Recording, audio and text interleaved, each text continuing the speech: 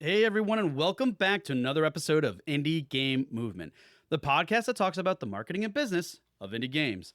I'm Andrew Pappas. I'm going to be your host today, and we're going to be talking about the overlooked key to game dev productivity.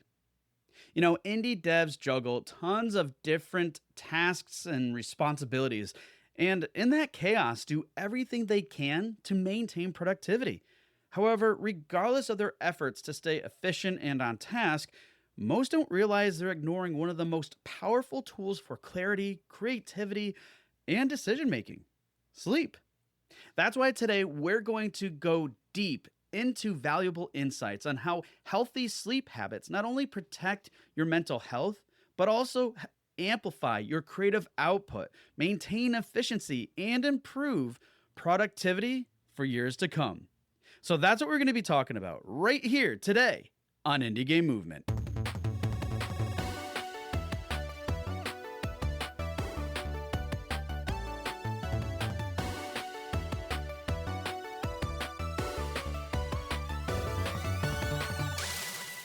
Hey, everybody, and we're back. And today with us, I have Gilad, Levanon. Man, how is it going, man? Because it's really great to have you here, dude. Yeah, really good. Thanks. I'm really excited to be here. I know that I'm not your typical type of guest, and this is not your typical type of topic for this podcast, but I think it's a really important topic nonetheless for your industry. So yeah, thanks for having me on. I'm super stoked to be here. Yeah, no, definitely. And, we're going to get into that, folks, of what is Gilad saying about why isn't this a typical thing? Again, we're going to get into this. Well, I mean, I guess we'll start because, for those of you who aren't familiar with Gilad, he's a certified hypnotherapist and sleep coach with a focus on gamers and gaming professionals, which I think is pretty cool. And I mean, I'm not going to even go into much more. I'm going to let him do that because, Gilad, as we were talking, pre-interview, you have a pretty interesting story and how all this actually relates to why we're even talking about it on the show. So if you don't mind, like, what got you to becoming a hypnotherapist and sleep coach, especially with this focus on gamers? Because there's some really, I think, learnings, insights, and stuff that you gathered from your journey and why we're even here talking about it. Yeah, absolutely. So basically, I struggled with really severe insomnia for the first 30 years of my life. I struggled with sleep from literally the day that I was born. And it was such a constant thing that it just became normality for me. It was really a debilitating condition. Anyone who struggles with really severe insomnia knows how bad, how rough that can be. And one of the things pretty early on in childhood that helped me kind of cope with it and survive was gaming. I was able to, pass the time, which otherwise would have been spent tossing and turning and driving myself nuts in bed. I was able to pass the time with games. Later on in life, when I started to research ways to improve my sleep, because I was really, really getting to a point of, pretty severe depression as a result of the insomnia, the first thing that every single sleep expert talks about is screen time. So that gave me the idea that maybe I was actually causing the insomnia through gaming, and that this kind of use of screens in the night was actually impacting my sleep. But when I followed the advice and stopped using screens before and during the nighttime, it made my insomnia way worse, much, much worse. It increased my anxiety about sleep. It really, really did not have the effect that I was hoping. So I questioned the popular advice. I think this type of advice about screen time has it's become so well known that people kind of just assume that screens and screen time are impacting their sleep badly. It's kind of made sleep the enemy of gamers in the gaming industry, and it's really it's wrong. So I went down a rabbit hole of research and study and self-experimentation, and I figured out how to recondition my sleep. And now I've been sleeping really, really well for over 5 years. It's been absolutely life-changing. And that's how I got onto this path of studying hypnotherapy, because that was tremendously helpful to me to become a hypnotherapist to help other people sleep better. And Obviously, I was interested in working within the gaming space with gamers, with devs, because that's something that I'm very passionate about. And I also see that it's people that work in this space and people that enjoy games, typically also it's very common to struggle with sleep and to suffer with insomnia as well. And most of the advice just kind of problematizes the games and the gaming, but that's not really the right approach. So my whole approach is to be able to help people sleep better without telling them to stop gaming in the evenings, pretty much. Yeah, I love that because it's like, I see these things happen in different capacities in the industry too, where we think that, hey, this is the norm and this is how it should be done. And therefore we should kind of follow this path. And sure, there's going to be some cases where that is the case. However, it's not always. And sometimes it's definitely worth questioning. And, in your case too, it was good to question. And it's so funny. As you were sharing the story, it's like I've been in situations like that too, where it's like, oh, I've been hearing this and hearing this and hearing all this information. And it's like, oh, maybe it is. And because it's been so chronic and so long for you, right? You start even questioning the solution you already found. And then when you did that, you're like, oh, wait. All right, put the brakes on. This is not working at all.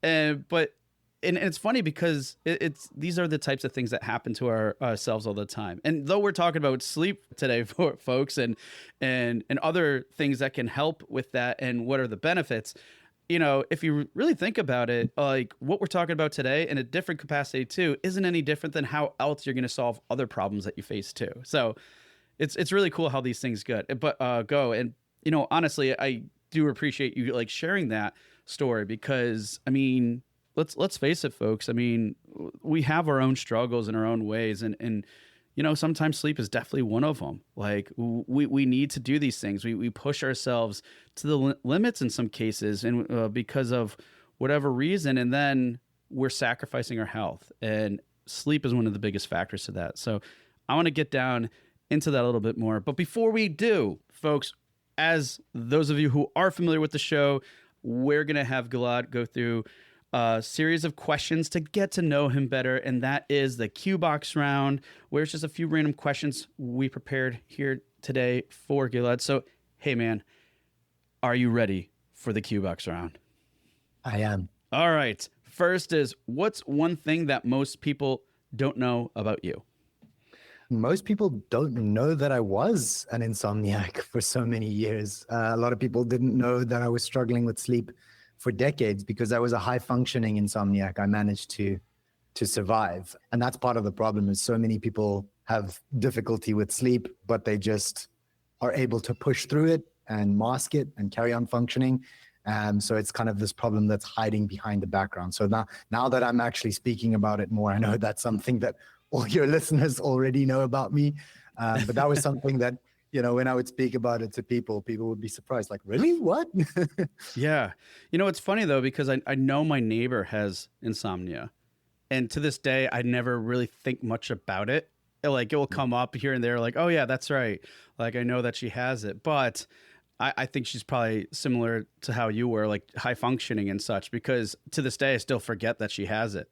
I mean, there's, methods and everything else to help mitigate it or help with it. But still, it can be easily masked. And when we're talking about like creating awareness about these things, like how is it we're made aware? And then it could also can manifest itself in ways where culturally you look at it, oh, this person's being lazy, or oh, this person, all these other problems. So really interesting stuff there. Next here is, what is the most influential or inspiring game for you? If I had to pick one like from my whole life, it would be Pokemon Red Edition. This is probably the first game that I got really into playing, and playing under the covers at night on my Game Boy, breaking the rules, staying up all night playing Pokemon. I'm really in bed, but yeah, Mom and Dad. exactly. It set the tone for my appreciation for games, for RPGs, and I think just the design and the fact that it's so replayable. I could probably play it again tomorrow and enjoy it just as much as I did when I was 7 years old. Awesome. Oh, that's a good one. All right. And last but not least, and the staple here on the show is, what game are you playing now? I typically play 2 games at a time, and they're kind of like extreme opposites. One is Doom Eternal, that I'm playing right now. It's like the most intense, high energy, stressful, high cortisol level kind of game that I could imagine. And the other one is a game called The Gardens Between. I don't know if you've heard of it. It's an indie game from a studio in Australia, and it's the exact opposite. Low stakes, relaxing, calming, beautiful. So really kind of to relax the nervous system. If any of your listeners haven't played it, I highly recommend it. I could probably talk about this game for hours by itself. It's an absolute masterpiece. Awesome. Well, thank you for sharing that and all the other information about yourself too, so we could get to know you a little bit more. And now let's get to the heart of the conversation here. And as I said in the intro, folks, we're here to talk about an overlooked key to game dev focus. And yes, that is relating to sleep, as we already mentioned before.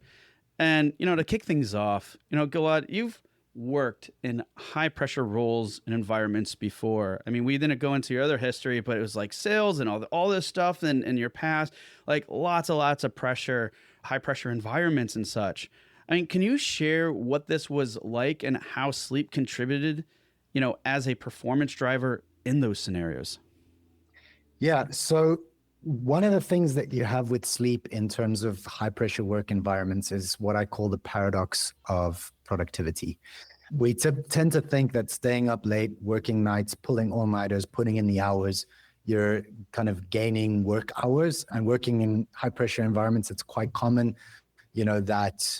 that stereotype of the high performing, ambitious individual who's willing to put in the hours, stay up late, pull an all-nighter to meet a deadline. The idea is that if you sacrifice sleep, you gain hours of work. And this is really a paradox, because although it seems simplistically true at the surface, it's really just not true at all. Because when you sacrifice sleep, it reduces your productivity and your focus and your creativity, all these factors, so much so that the time that you've gained, the hours that you've gained in terms of workload are actually not even worth it, because you've slowed down your ability to do that. So I've seen this in high pressure work environments where the team are really incentivized to put in as many hours as possible. It's quite common in sales. I could talk about toxic hustle culture for hours as well. And I've worked in teams where that's the case. And I've also worked in teams where leadership has a better understanding of mental health, work-life balance, the importance of things like sleep, and in the way that they relate to productivity. It's a lot of the work that I do to speak to people that are in leadership positions to appreciate the importance of the role that sleep plays in productivity. And I've seen the results, in terms of, you mentioned my background in sales, the difference in actually the performance of a salesperson when they're working lots of hours playing a numbers game and not getting enough sleep versus the actual conversions that they're getting when they are getting enough sleep is like night and day. It really is a completely different environment. Everyone is inspired. Everyone is excited. Everyone is feeling positive and optimistic about work. And when we have this like really high pressure, toxic hustle culture that encourages people to sacrifice their sleep in the name of productivity, not only is it actually counterproductive because we're sacrificing productivity, it also makes everyone feel really stressed out and under pressure, and makes you feel like you're constantly just putting out fires and chasing deadlines. So it's really, a night and day, I suppose, is an appropriate metaphor when we're talking about sleep. The best way to understand it is that missing a single night of sleep will reduce your cognitive performance by as much as 40%. That's nearly half. Jeez. So you're nearly halving your productivity by sacrificing sleep. It's something that is a classic mistake, and it's one that is a really pervasive problem within gaming as well. I've read story after story about really toxic, high pressure work environments, particularly with, like big AAA studios and the way that they grind their workers, coming up to crunch. And it really is just a mistake to think that you're improving your productivity by sacrificing your sleep, because it's the exact opposite. Yeah. There's a few things there I thought was really interesting. I mean, one, the obvious thing, as you were, sharing and alluding to is stuff, is, when your cognitive abilities decline, and man, almost nearly to half, and in some cases, I'm sure it could be greater, especially if that gets prolonged, right, over a Absolutely. 24-hour period. I mean, that's increasing stress, and when you have stress, frustration, you have, and that could in time like turn an entire culture into a toxic one, right? Like it just doesn't impact you; it can impact everybody. The thing that I also thought was really interesting was you mentioned how you worked with, and I'm sure we may even get into a little bit more later, you know, working with management in terms of understanding that. Because I think that's one of the biggest problems we probably have with this understanding is we look at the sleep problem as a personal one, right? Oh, well, it's that person's lifestyle, whatever, and it's up to them to decide whether they want good sleep or not. But then when you're in a role like as a manager, director, whatever the role is, some form of leadership in a company, like are you going to start telling your employees, oh, you need to get better sleep? Like, how do you approach that subject, right? And I think that's really interesting that you brought that up, because there's probably a ways and approaches to communicate that stuff too. And I feel like I've rarely ever heard anybody talk about that in some capacity. So maybe we can dive in a little bit more later, but I just want to call that out because I'm like, yeah, no one ever like imagine. I could just see people now like someone else talking to you about it. Yeah, so we're gonna have a team building session about better sleep. And anyways, really great stuff. At the end of that though, you did mention too, like in terms of like these stressors and everything else that can accumulate and lack of sleep, especially as we're getting into crunch.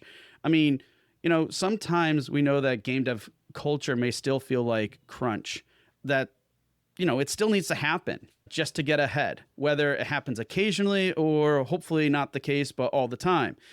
But in either case, what do you think is the long-term cost of that? Let's focus more on a scenario where I think most of us have the idea of, hey, if this happens all the time, yeah, obviously it's not going to be good. But let's focus on, let's say, the short term, or like let's say the sporadic crunch time, right? Because I think that's something we are all a little bit more acceptable of. What could be the long-term cost of that? Right. And that's exactly when it comes down to crunch, when it comes down to deadlines, when it comes down to getting things done in time, then it's almost a no-brainer. Like, okay, we've got to put in the hours now. We got to do this. We got to get this done. And so we start sacrificing our sleep. And the long-term cost of that is actually, it's burnout, it's high turnover within the workforce, it's, mental health issues. And ultimately, it can lead to failures in projects. I mean, there's some really, really great, or rather terrible examples with high-profile games. Stories coming out of the production of Cyberpunk 2077 and Red Dead Redemption, where devs were really pushed to the limit during crunch. Obviously, these projects have been tremendous commercial success, so I can't claim that just pushing the devs to the limit in that context resulted in a failed product, but it didn't mean that the releases of those games were perfect, that they came without bugs, that they came without problems, and that those studios lost a lot of talent. People didn't want to work in that environment. So I think from a managerial perspective, if you're someone who's running a team, if you're someone who's developing a game, and you're putting pressure on your devs to, sacrifice their sleep essentially and put in those hours during crunch, the most critical long-term consequence of that is going to be losing the best people. That the people with the most talent, the people with the most skills are going to seek environments that are going to be healthier for them, that are going to respect their work-life balance, that are going to allow them to be happier. So from a perspective of someone who's in charge of a team, to really value the talent that you have, I think is the important takeaway from that.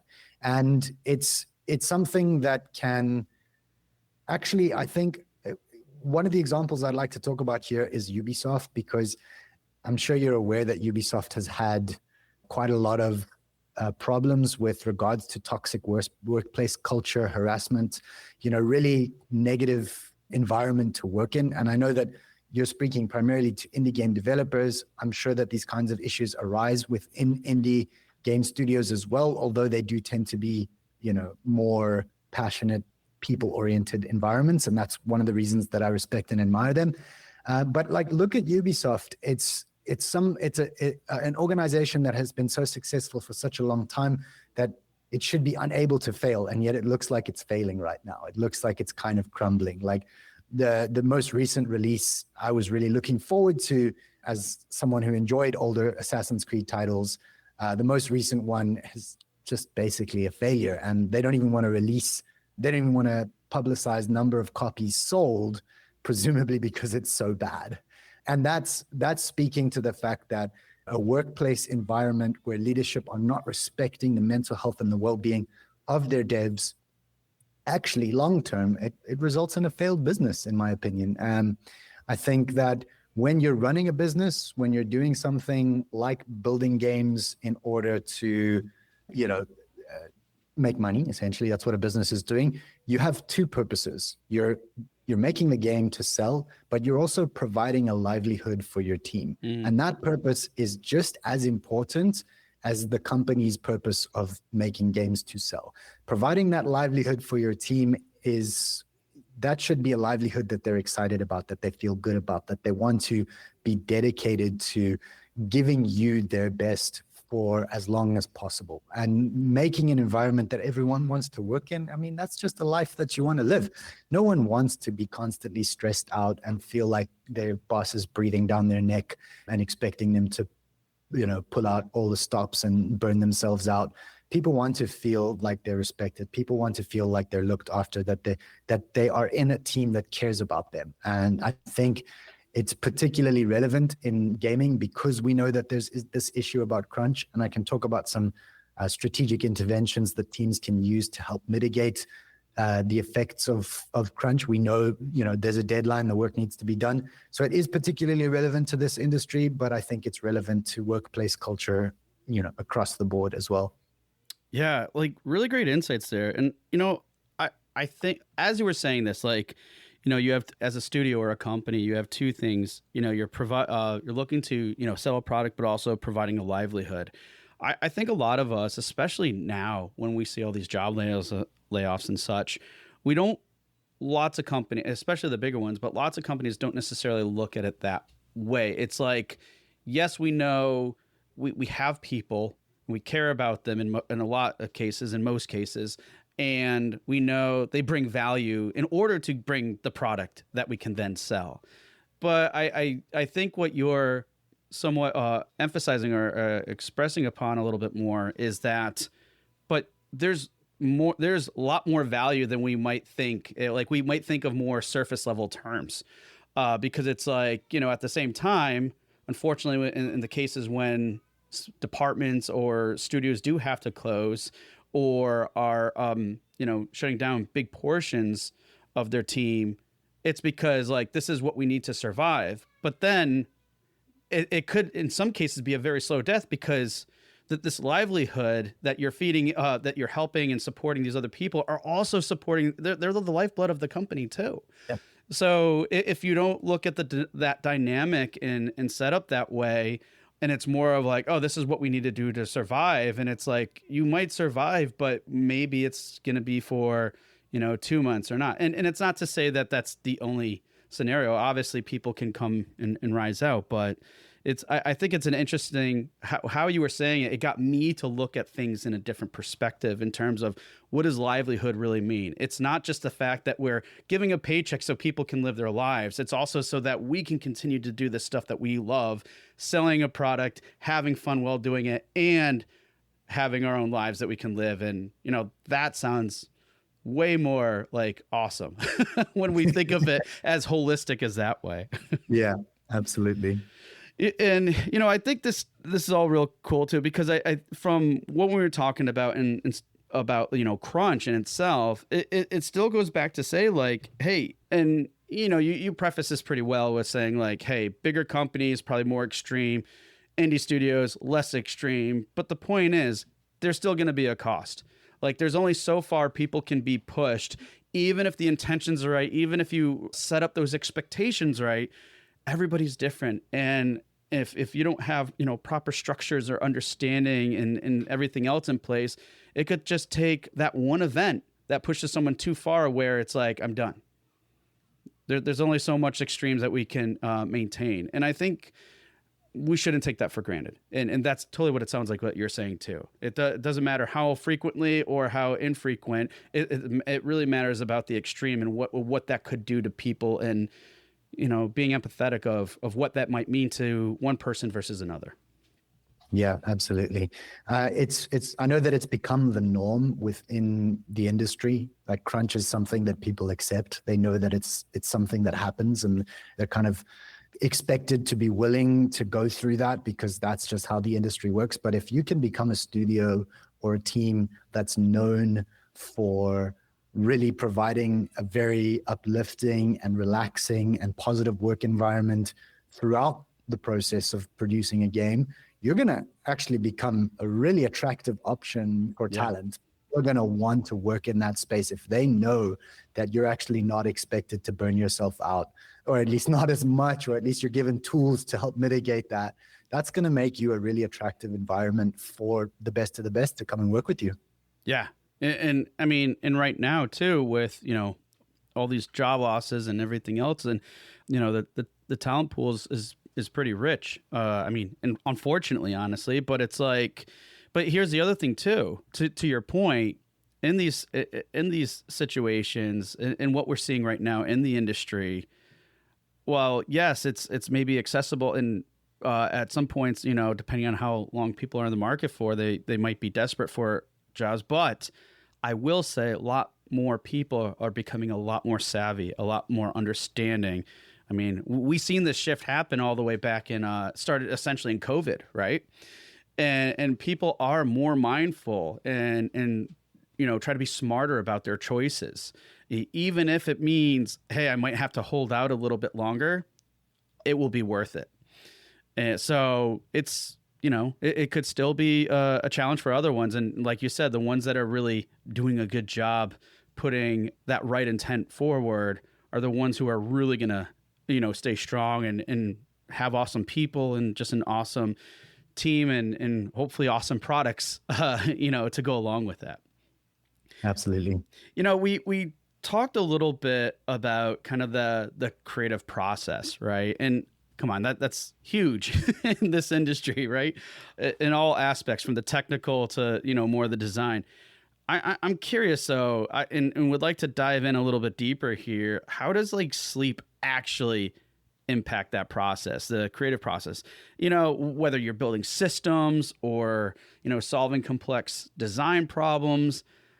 Let's dive deeper on that, because if people are like, oh yeah, I feel sluggish or whatever, sure, of course sleep's going to help, but what are other details that we can kind of dive into to better understand what's going on here when this happens? Right. I love this question because this is where I get to kind of like geek out about the biology of sleep. It's really fascinating. I mean, it's quite intuitive and easy to understand that if you're not getting enough sleep, then, you know, your concentration's not going to be as good, and maybe you're not going to get the same task done quite as fast, but you can still kind of do the job. If you're a little bit tired, it's not the end of the world. But I think what's really important to understand is how it actually dramatically reduces your creativity. And creativity is not just about, you know, the art department and kind of the artistic side of creating games. It's about, like you said, building systems and solving complex design problems. That requires the ability to think outside the box, to be creative, to come up with new solutions. And you're actually less able to think outside the box and come up with new solutions when you've had less sleep. That means that you actually might not be able to do the job to the same level. You might not be able to come up with the same solution if you haven't had a good night's sleep. The reason this happens is, this is a kind of a simplification of the sleep process, but during REM sleep, that's one of the lighter stages of sleep where your eyes move rapidly beneath your closed eyelids. A lot of dreaming happens during REM sleep. REM sleep has the function of loosening the associations between the existing structures of thought in your mind. So it allows you to recognize new patterns that weren't there before. It kind of like dissolves the rigid structures that you've built up throughout the day or throughout the project. So you might be thinking about a particular design problem in a particular way, And what REM sleep will do is it will kind of like allow you to break down those structures so that you can see new patterns, you can see new possibilities. The second part that's really important in how sleep impacts creativity is deep sleep. So deep sleep is kind of the opposite of the graph of light and the light sleep and deep sleep cycles as you go through the night. Deep sleep, your brainwaves slow down dramatically, and that really improves relational memory. So that's improving your brain's ability to form new connections between those pre-existing ideas, between those pre-existing concepts that you're grappling with. So these two processes, first of all, loosening the structures that you've already built in your mind, and then enhancing your ability to build new structures with that information in your mind, is the way that sleep is actually giving your brain the ability to be creative. So if you're not getting enough sleep, what happens is your brain remains more rigid. The structures of thought that you have already remain more fixed. So when you come back to work the next day to work on the same problem, you're kind of like stuck at a wall. You're looking at that problem through the filter of your old approach. So you're not looking at it with fresh eyes. You're not able to come up with new ideas of how to solve that problem, or at least it's much more difficult to come up with new ideas of how to solve that problem. Your brain is kind of like stuck in these old patterns. That's the one aspect that's really important about being able to, solve these kinds of complex problems that come up in the game development process.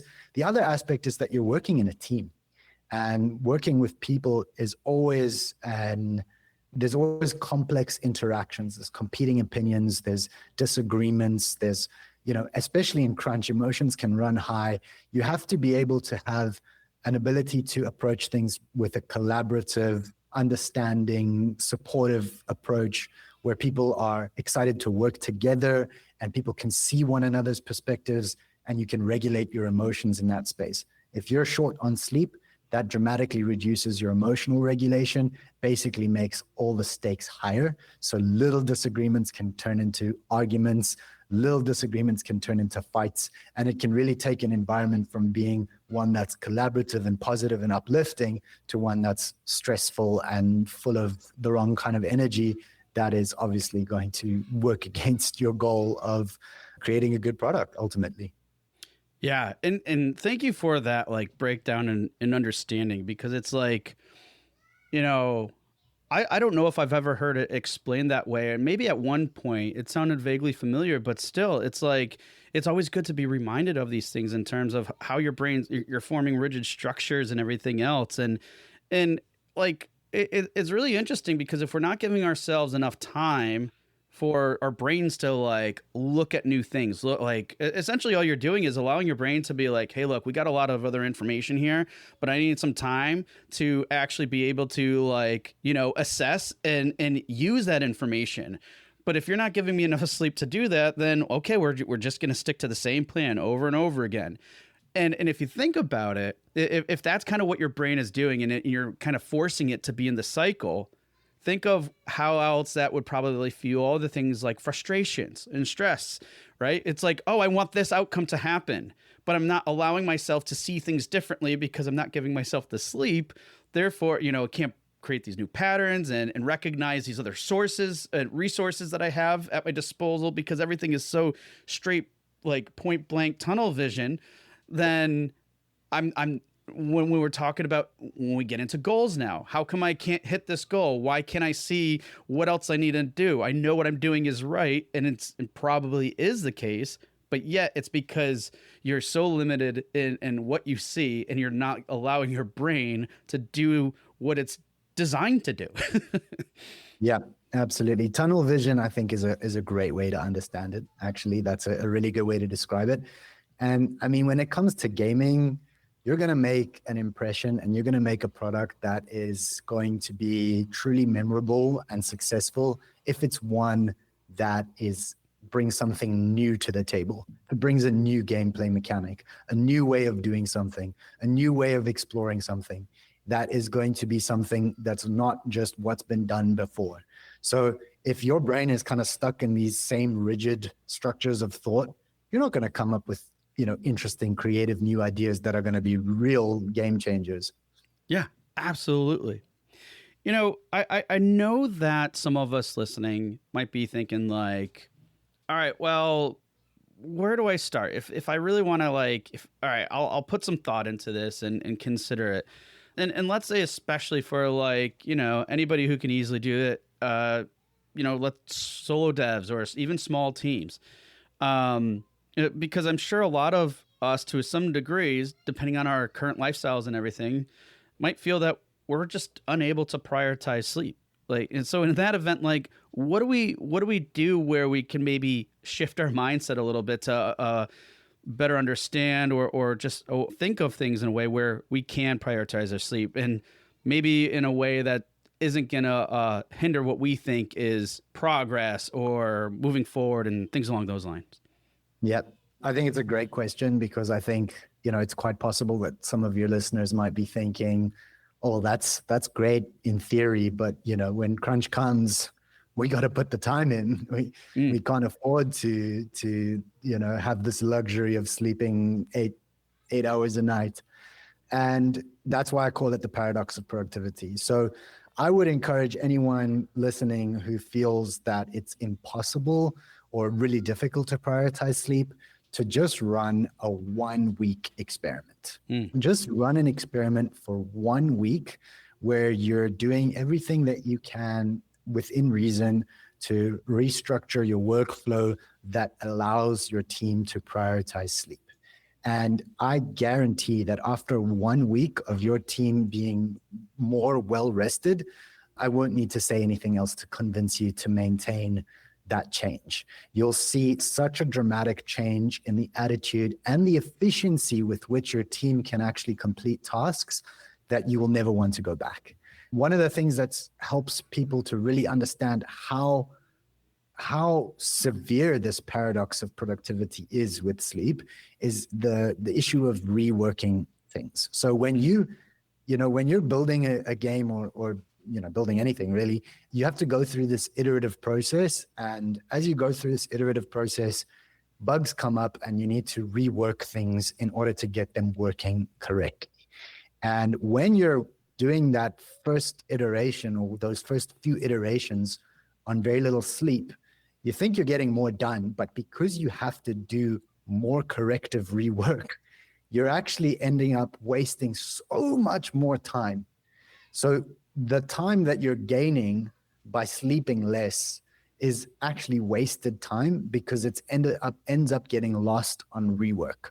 So I would encourage anyone listening who does feel like it's impossible to prioritize sleep to just do an experiment for 1 week where you just do prioritize sleep, and you will be so surprised to see your team's ability to meet goals and finish tasks so much faster that you can actually probably get twice as much done in half the time, and you won't need to be convinced of how important this is as a priority going forward.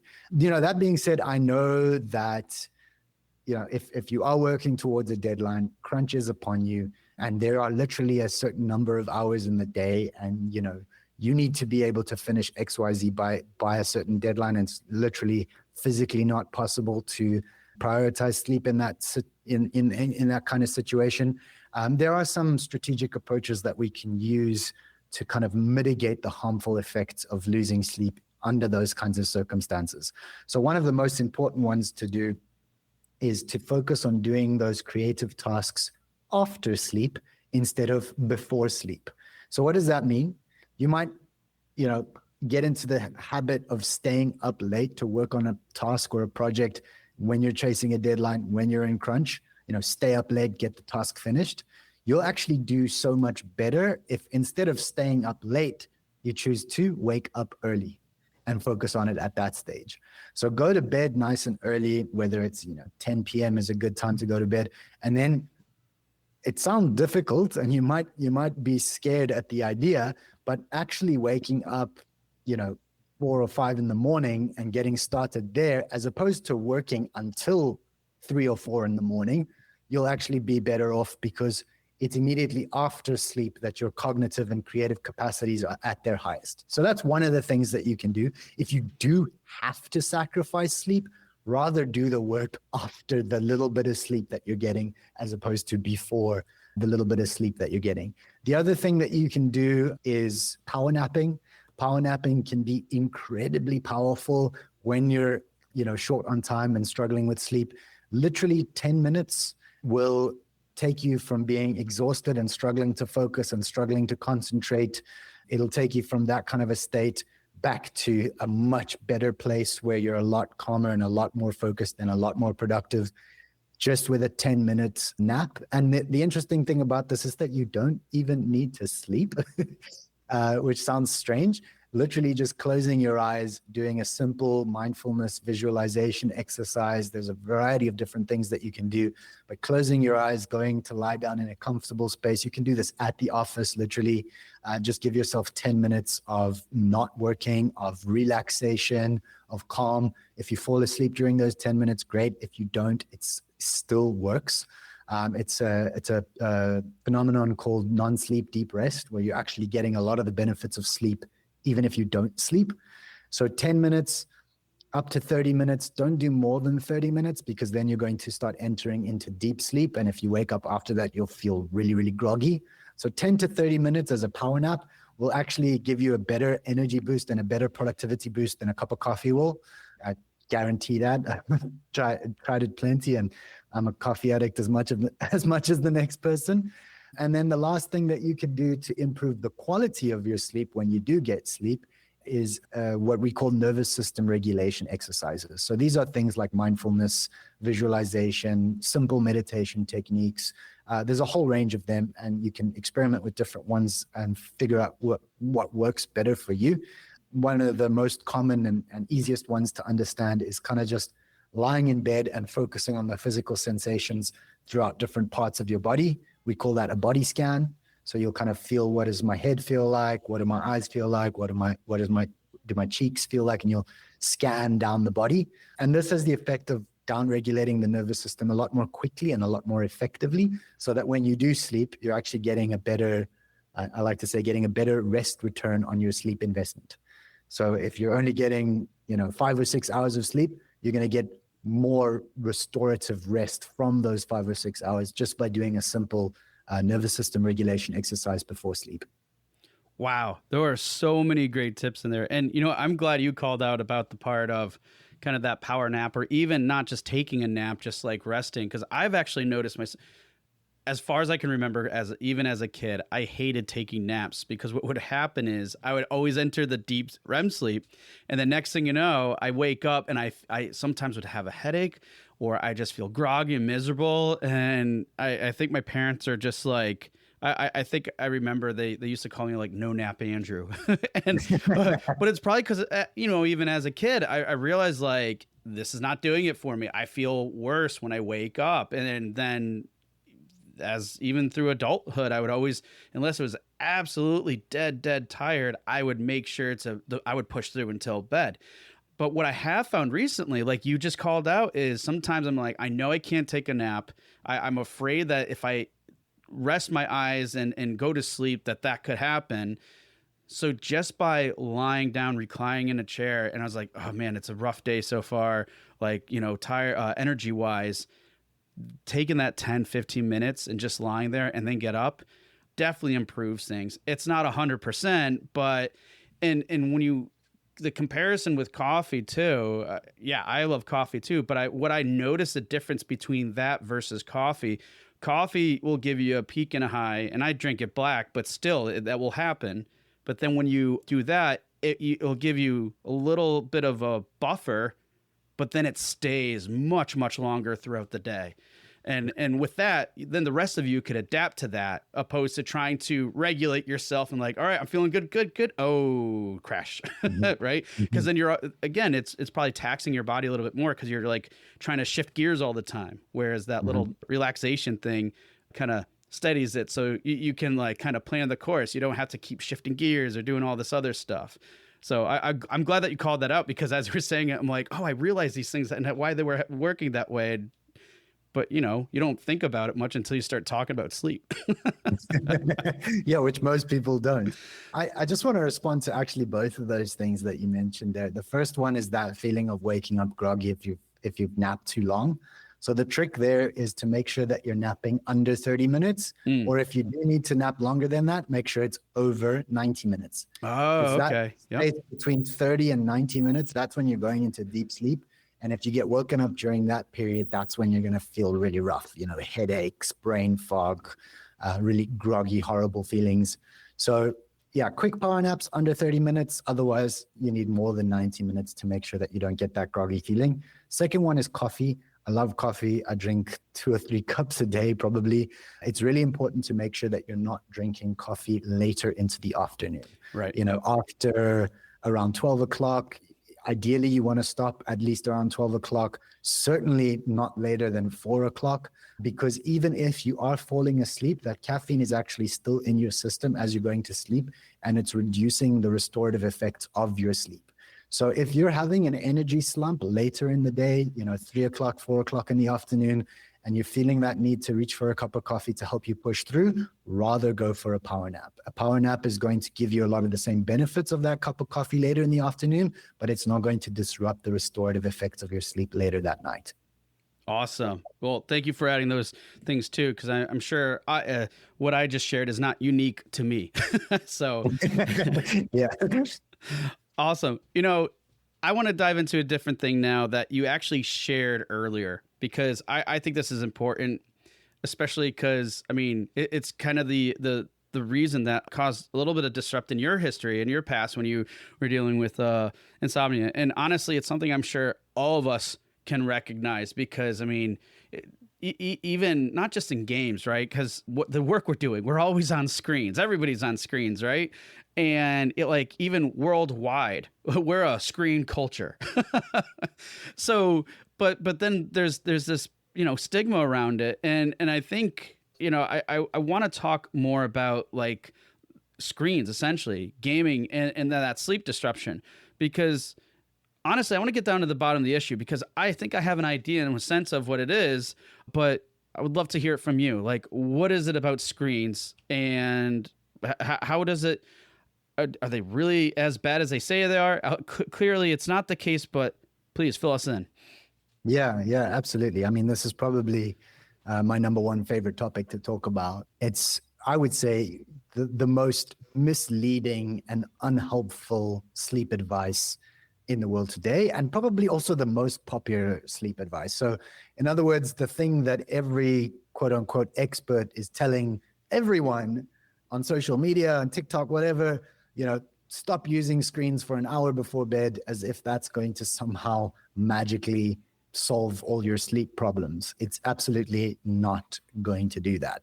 The reason that people believe screens are so bad for sleep is because there is some research and there is some biological truth to the fact that the blue light does disrupt melatonin release. So melatonin is the hormone that your brain releases to bring on sleep and to help you sleep. And it's true that the blue light, it kind of mimics the blue light of the sky.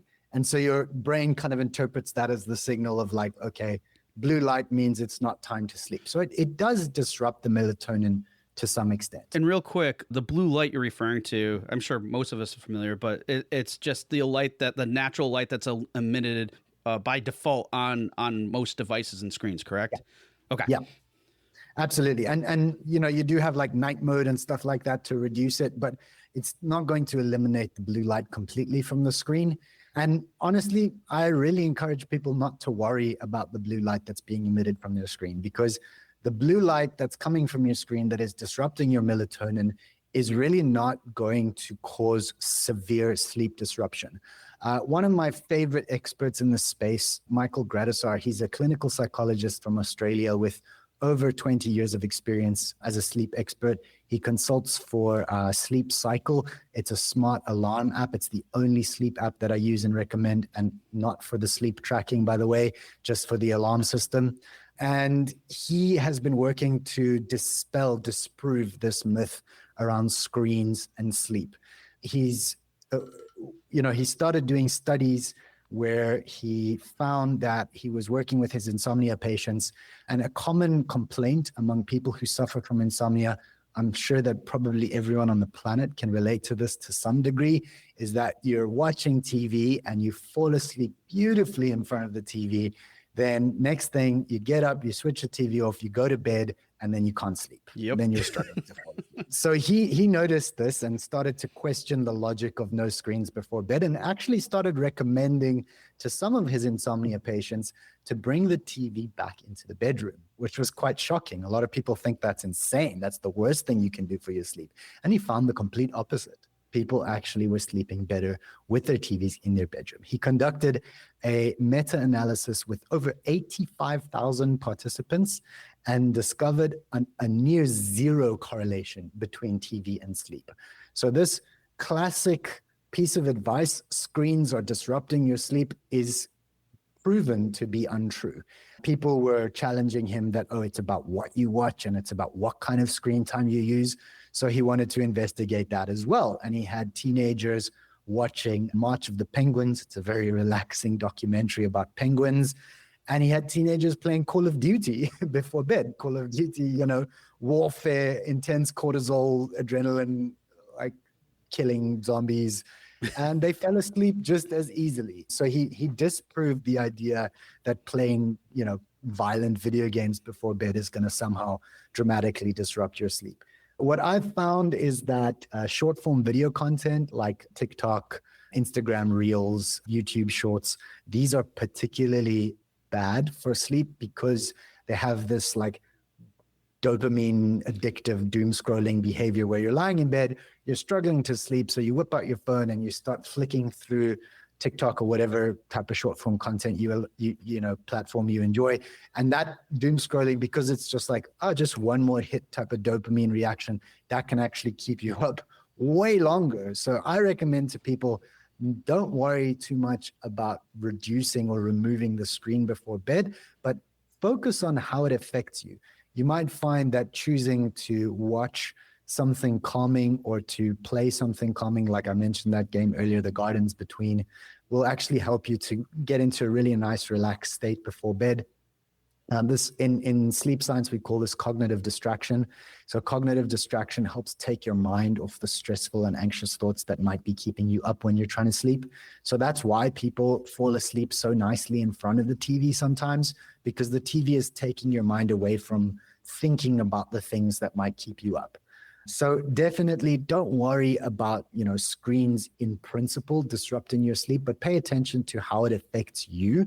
And if you find that you are falling asleep nicely in front of the TV, or if you find that you feel nice and sleepy when you're playing a game, and then you go to bed and you switch off all the lights and you make your room as dark as possible because that's what the people on the internet told you to do, and then you can't sleep, maybe just try bringing that screen back into your bedroom. I know it sounds crazy and it sounds counterintuitive, but a lot of people have found that this has actually helped them to improve the symptoms of their insomnia dramatically. For me, removing screens made insomnia worse. It didn't cure my insomnia. I'm not saying that screens, TV, games are a cure for insomnia. Not at all. They can certainly help just in the way that you're using them. I needed a variety of other interventions. That's the protocol, the method that I've developed to help insomniacs, to help people improve their sleep. But yeah, the number one piece of sleep advice of like no screens for an hour before bed, it's really misleading, and it can actually contribute to worsening people's anxiety around sleep because they're kind of in this shame cycle. I think it's the reason. I think it's the reason that sleep is kind of the enemy of gaming. Multiple studies have shown that as much as 70% of gamers report difficulty with sleeping.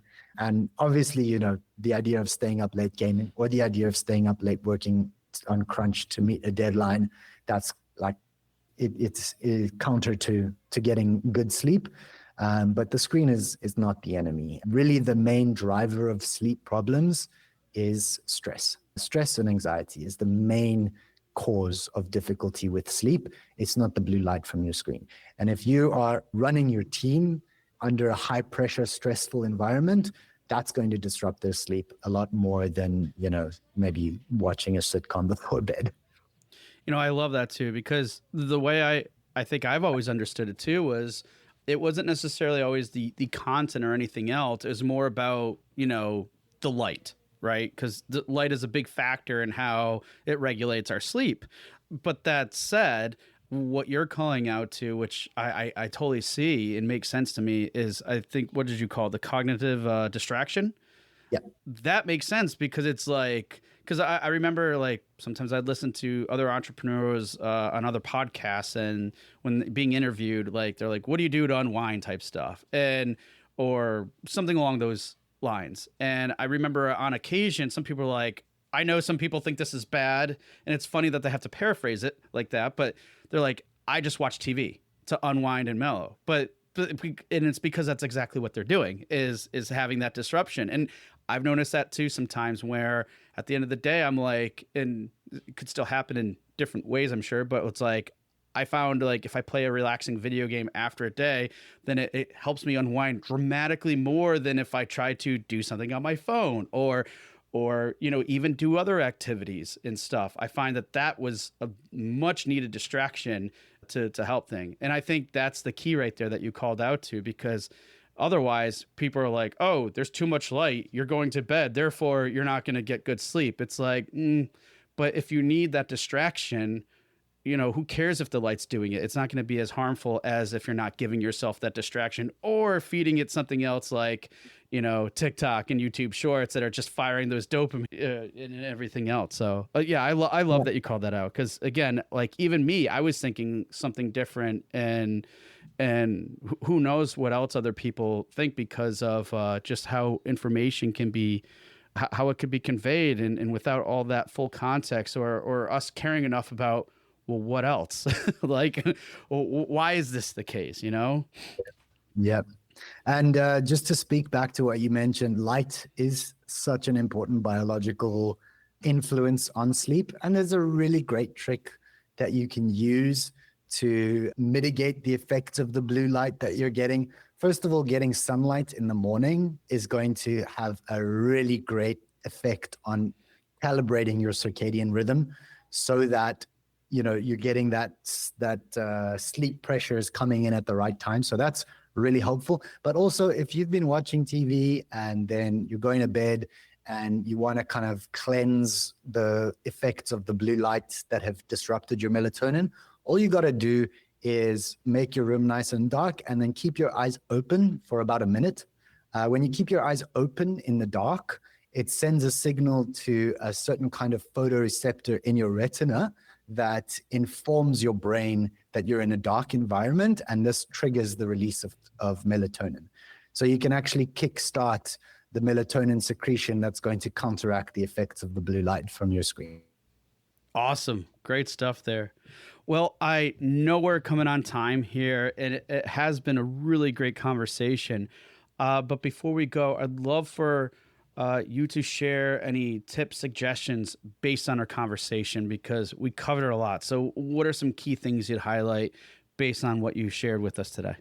Yeah, okay. So I think probably the most important things are, number one, don't sacrifice sleep for work. You're actually going to get more done in less time and meet your deadlines easier if you prioritize your sleep. Number two, don't sweat the screens. They're not causing problems with your sleep. If you are having problems with sleep, it's more likely caused by stress, not screens. And number three is also to work with your biology. This is something that is really important for people to understand, and I think it affects gamers and people in this industry a lot more, is that we actually have different biological dispositions to our sleep schedule. It's called your chronotype. This is your genetic and biological disposition to what time your body naturally wants to wake up and go to sleep. If you find that you naturally like to sleep later in the morning and stay up later at night, that could just be because of that's the way that your biology is predisposed. So you don't need to try and force yourself to be the early bird that gets the worm. That's a toxic myth in and of itself.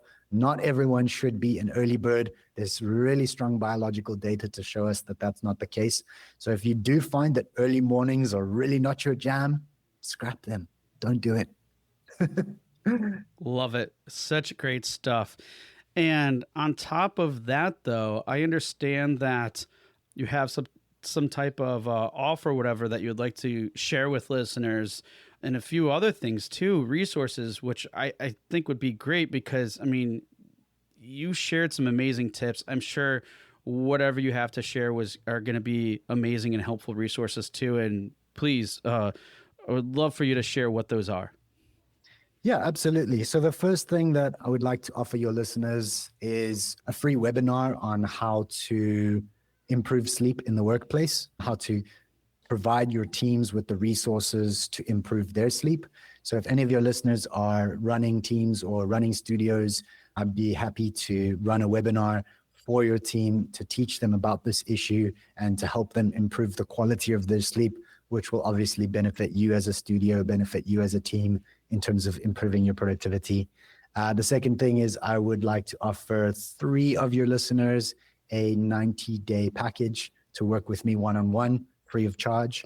If there are those among your listeners who have really serious problems with sleep, this is for them. Anyone who has, kind of more severe insomnia that finds that sleep is really stressing them out and something that they really struggle with, I would encourage them to book a call with me, and I'm happy to offer 3 of them that 3-month package for free, as a part of being on here with you. And then, yeah, the free resources I think are great for absolutely everyone, just to, like I said, improve their rest return on their sleep investment. So they can head over to my YouTube channel or to my website. And these are simple audio tracks that are different kinds of mindfulness exercises, different nervous system regulation exercises, where you're basically listening to a guided relaxation technique. It's like I mentioned the body scan earlier. That's one example. And you basically listen to this audio before you go to sleep, when you go to bed, and it's going to help you wind down a lot quicker. It's going to improve the quality of your sleep, and it's going to help you fall asleep more easily. So yeah, I'm adding to my YouTube channel quite frequently. There's going to be new stuff on there week on week, and it's always going to be free. And the audio files themselves are available for download on my website. So yeah, thank you very much. Awesome. Well, that all sounds amazing. And folks, please, take up Gilad on that, especially those of you, if you are having lots of difficulty sleeping, having severe insomnia, this obviously sounds like the guy you want to go to get help. And that is very kind of you too, to extend that, especially to those that really need it. So folks, all this information will be in the show notes. But before we go, please, Gilad, drop us some links and stuff so people can, connect with you, find out more at your website, and anything else you think you should share where people can get some other helpful and valuable content. Sure. So I call myself the narcomancer. It's a bit of a play on words. Yep. Any gamer will know what a necromancer is. So narco is the prefix that means sleep. So my website is narcomancer.net. So that's NARCO, like the show Narcos, narcomancer.net. And if you are interested in the webinar or in the 3-month sleep conditioning package, you can go to the same link. It'll be narcomancer.net/book. And then that obviously takes you to just book a call with me directly, and we can discuss things from there going forward. My YouTube is narcomancer-sleep, and Instagram and TikTok are both narcomancer.sleep. Awesome. Well, folks, that's where you go to connect with Gilad and get all those awesome either resources or reach out to him. And man, I can't thank you enough, because I think this is way underrated. I'm sure you feel the same way too. And there's so many great things that you shared with us today. And I learned a lot myself too, which I thought was just awesome. And I hope all of you listening today too, it really was a pleasure to have you on the show. Thank you so much. I really enjoyed it as well, Andrew. I really appreciate it. Hey everyone, thank you for listening to another episode of Indie Game Movement. I'm Andrew Pappas, your host, and the show's producer is Mustafa Price. Show notes for this episode can be found by visiting rengenmarketing.com, the number episode of the show. Rengen Marketing is a consulting marketing company that helps indie devs with their marketing efforts. Whether you need guidance with your game's marketing strategy or could use a free marketing plan template, then please visit www.rengenmarketing.com and take action. A special thanks to Dakota Saw for Season 2's opening theme and Melissa Gellis for the new logo design. And as always, thanks for being such great listeners, and we'll see you next time on Indie Game Movement.